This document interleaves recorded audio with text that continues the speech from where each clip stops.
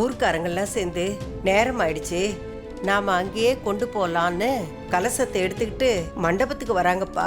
எனக்கு என்ன பண்றதுன்னே ஒன்றும் புரியல, படபடப்பா வருது சாமி. சரிங்க பாட்டி, நீங்க வாங்க பாத்துக்கலாம். சரியா, சரி. என்னம்மா அங்கேயே நிக்கிறீங்க, வாங்க போலாம்.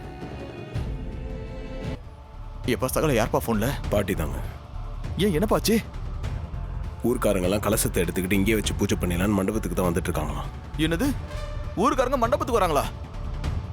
கேட்கறதுக்கு பக்கு பக்குன்னு இருக்கியா சகல? அத்தைக்கு மட்டும் எல்லாம் தெரிஞ்சா நாம ஒளிஞ்சோம்ப்பா. எதுவாக இருந்தாலும் ஃபேஸ் பண்ணிக்கலாங்க. வரட்டும்.